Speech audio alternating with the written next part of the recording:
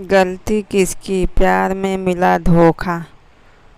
Anita college छोड़ चुकी थी और एक दिन वो किसी मॉल में कुछ सामान खरीदने के लिए गई। तभी वहाँ उसे एक कॉलेज का पुराना दोस्त दिनेश मिल गया।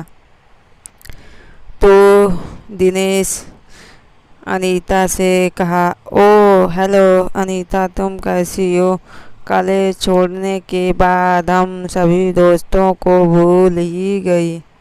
तभी अनीता ने थोड़ा शर्माते हुए कहा कि नहीं दिनेश, दरअसल मैं किसी को भी नहीं भूली, बस बात यह है कि मुझे टाइम ही नहीं मिलता।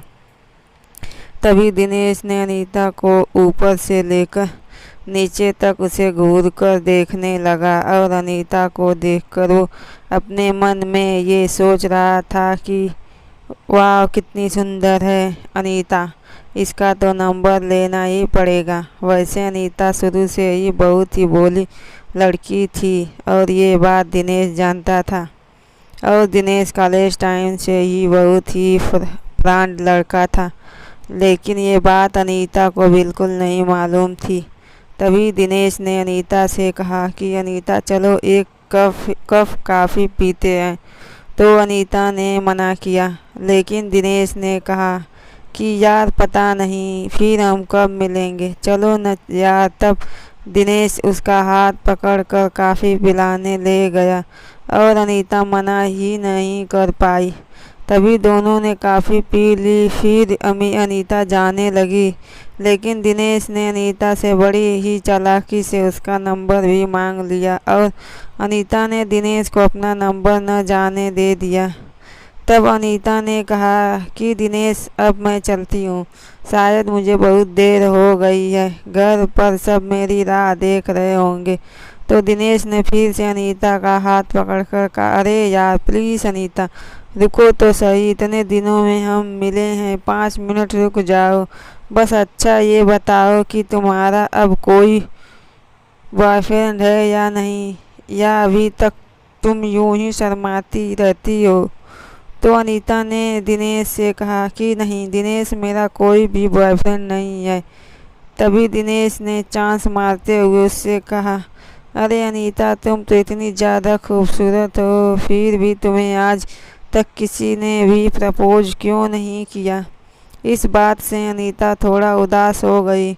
इतने में ही दिनेश ने अनीता के कंधे पर हाथ रखते हुए कहा कि तुम चिंता मत करो अनीता, अब जल्दी तुम्हारी ज़िंदगी में एक बॉयफ्रेंड आने वाला है और वो तुमसे बहुत ही ज़्यादा प्यार करेगा।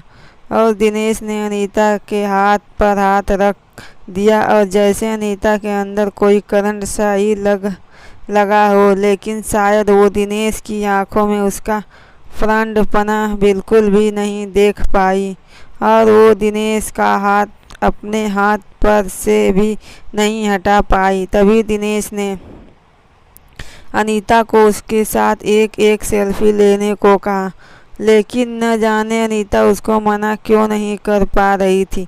शायद दिनेश उसके भोलेपन का फ़ायदा उठा रहा था। अब तो दिनेश ने न जाने उसे व्हाट्सएप पर क्या क्या भेज रहा था। कभी उसे गुलाब का फूल भेज रहा था तो कभी उसे वाले गलत फ़ोटो भेज रहा और अनीता को कहीं न कहीं डर। अब अनीता को बहुत ही ज़्यादा डर लग रहा था, लेकिन उसने दिनेश के बारे में अपने घर वालों को कुछ भी नहीं बताया। अब दिनेश पूरे दिन ही अनीता से फ़ोन पर बात करता रहता था। एक बार दिनेश ने अनीता को एक होटल में आने को कहा, लेकिन अनीता ने उससे कहा कि दिनेश तुम मुझसे एक बार शादी कर लो, फिर चाहे तुम मुझे कहीं पर भी घुमाने ले चलो। लेकिन फिर दिनेश ने जिद करते हुए कहा कि नहीं अनीता, मैं तुमसे बहुत प्यार करता हूँ और फिर एक दिन शादी भी कर ही लूँगा, तो तुम्हें सिर्फ एक बार होटल में मेरे साथ चलने में क्या हर्ज है?